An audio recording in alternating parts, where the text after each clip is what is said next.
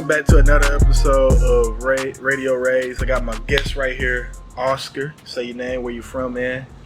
It's good to be here. Oscar Bird, I'm from Sydney, Australia, and I'm on the football team with Ray. I'm the punter.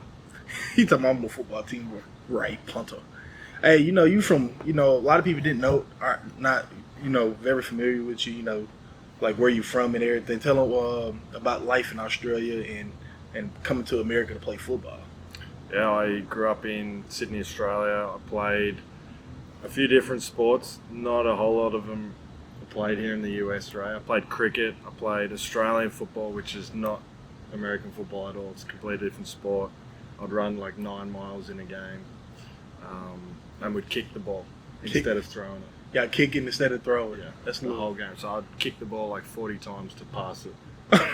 So I was doing that since I was a little kid, like 5-year-old running around kicking a ball. So that's a skill I... Tell the people a little bit about Australian football, because I never heard is that like it's rugby? It's like rugby on a 200-yard field. Okay. That's the shape of an oval, and essentially there's like a tip off. You tap the ball, and you got to kick it through some posts past the end zone to score. Can you run with the ball? Yeah.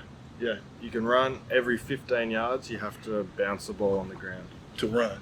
It's almost like basketball too. So we'll be sprinting and bouncing an American football-looking ball up to ourselves and keep running. You know how much skill you got to have to bounce a football shape to get it back in that's a lot of skill. That's right. So I did that, and then I worked out that American football need to kick the ball down the field sometimes, and they called me up and said, "Hey, we got a job for you at Ole Miss." So here I am. Your time at Ole Miss, has it been fun or like a new experience? It's not. I know. Tell us the culture life from Australia to come to America, especially Oxford, because Oxford's not like a lot of places. It's a little small town, Mississippi. So tell us like the difference from Australia and then coming to Oxford, Mississippi. It's been awesome. Like there's been so many different experiences of different things, football-wise. 100. How many teammates have we got? 110 or something? Yeah, I believe so. My team, I would have no more than 20 people. So that, just the locker room, having so many people, not knowing everyone and trying to, meet all the team, that was a big culture shock. Just you Americans have so much confidence in what you do, and come on now. You have your style and your drip. You talking about drip, a little drip. I haven't got any drip yet, so you might have to help me this year with that, but... You gonna come up? I gotta get you right, man, for the Walk of Champions. That's right. We need a big kangaroo. Kangaroo on my chest, yeah, something like that. You tell them folks about the story about you had to fight a kangaroo for your dog. He told me a story about he had to fight a kangaroo. I don't know if it's true or not because he's a goofball. So tell him about that. Well, back home in Australia, Americans have squirrels, we have kangaroos. So there are kangaroos everywhere, especially on golf courses. If you're on a golf course playing, there'll be big roos lying around, and you hit your ball, and if it's next to a big roo, you just leave that ball there. Why? You don't play with the kangaroo? You're not playing with those big kangaroos. They're like 7 foot and muscly and strong. So. But you told me you took one down. No, you got to be careful with the roos. Some you can take on, some you leave alone. So.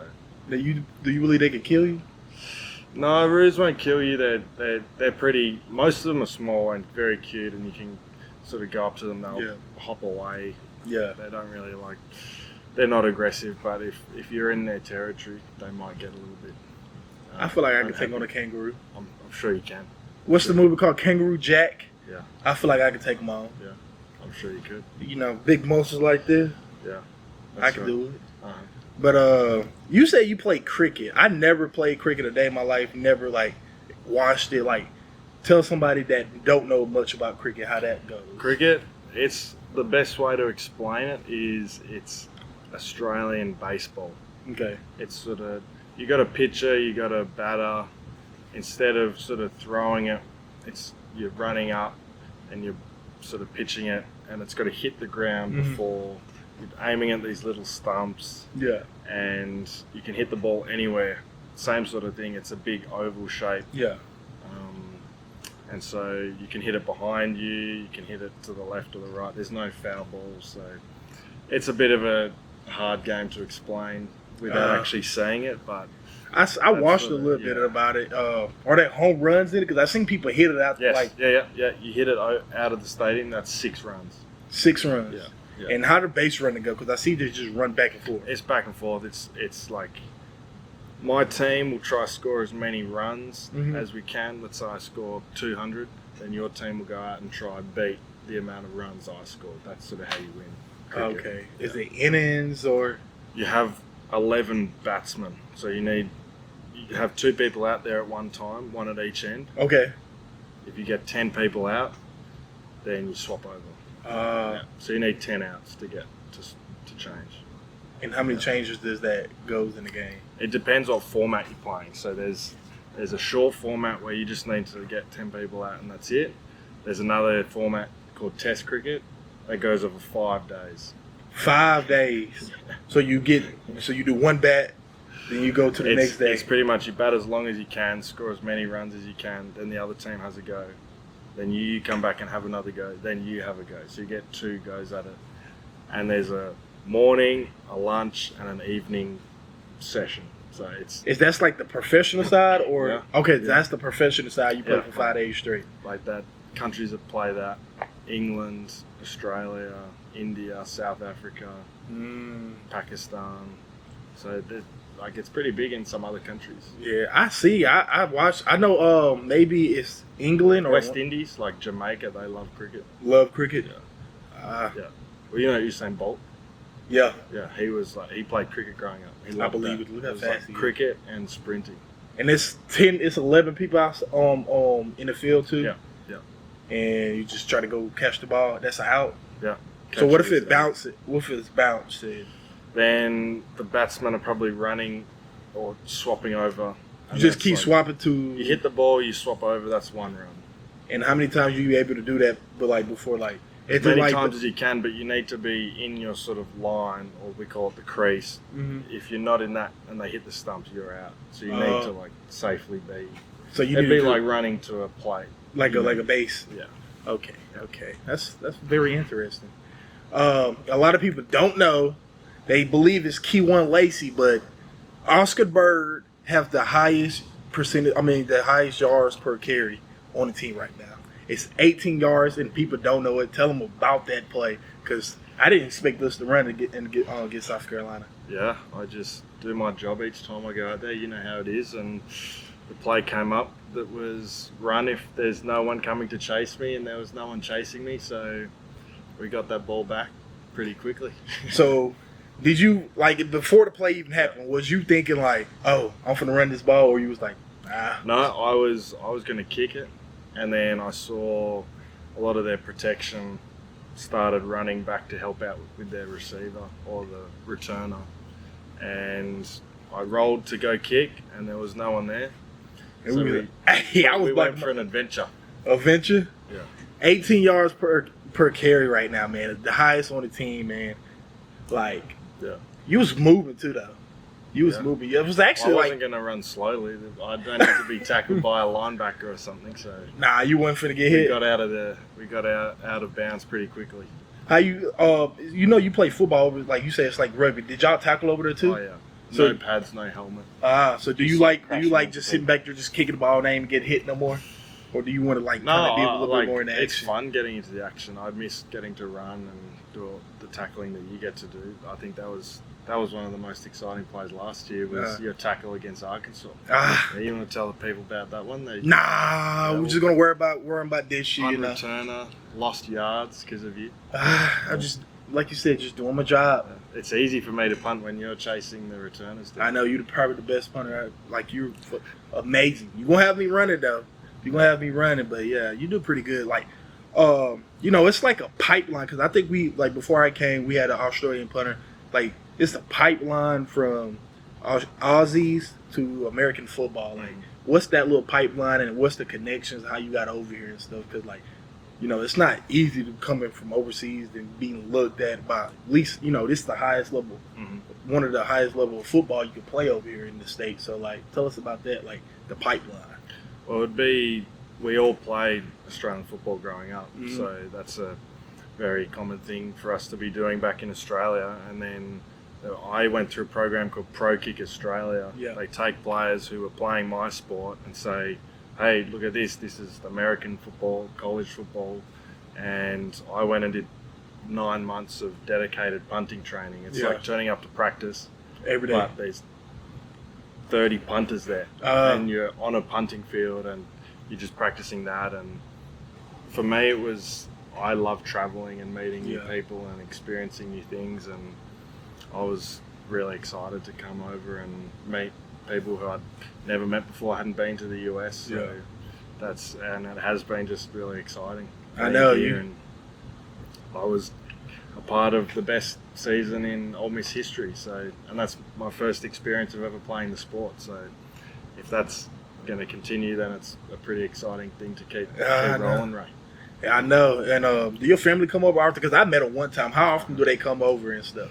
Yeah, I was lucky. I was able to have family come over a fair bit last season. I had family. I think I had the first 3 games. No family was here because I said, just give me that space. I've never played the sport before. Yeah. I don't know. I could stink at this. So just give me a few games, and then we were sweet after that. And then from that point, I think I had either family and friends or fans at every game till the end of the season. So that's good. And it's the same as me. That was the first experience of me watching the sport was actually playing it. Yeah. They're learning it too, so they were all having fun. I was having fun. It's just a fun thing to get them all involved in. What about the atmosphere? Like, just coming over to see like fireworks every time you score, all the yelling, people paint on these shirts. Yeah. A lot of drunk, obnoxious fans are out there. Like, a lot of heated rivalries. A little different music out there and stuff. So like, how that been like the experience for you? Just makes it so much fun. Yeah. Like, that's part of the experience, and from the level I was playing back home, like there might be a bird sitting on the fence, and that's the biggest distraction that you might have in a game. Then coming over here, you got the big coliseums and the fireworks and the atmosphere, and I think that's what we all train and play for, to be able to get that adrenaline. And I felt generally at the end of the season like I've just been missing it all off season, wanting to get back to the big stadiums and the crowds and the big moments. And that's, I think, what a lot of us train and play for. Got to bring it up because you and Lucas, y'all like Batman or Robin. Mm-hmm. The Georgia game. You the one holding the ball. I already talked to him about this. You the one holding the ball. What was your mindset going into that last moment into that game? Well, it's funny. I think I'm still new to the sport, so all year long, I would still be learning things as we go. Yeah. And Carter Short, our long snapper, was very good with me because I would often come to questions, ask him questions. What are we doing here, or what's happening here? And I think just before we went out for that play, I said, are we going out there? Like, are we kicking a field goal? He goes, yeah, like, we're going to kick a field goal and we're going to win the game. And I go, all right, let's go. Like, we just ran out there, and I think Georgia called a timeout. So they trying froze us and ice us. And Lucas is very, very, he sits in a little bubble. We don't really talk very much during the game anyway. Like, I give him his space, and so we just sort of stood off to the side, and I just waited, and it's just fun to be able to be in those moments. And I remember I was sort of looking at the snapper, and Lucas was there, and then just this big sea of Georgia fans were all sort of yelling, and it's just fun. Like, we do it so much at training that in game it just is a repetition, and it's just fun to be there, and sort of caught it and watched him kick it and went through and just got up and chased him, and it was a lot of fun.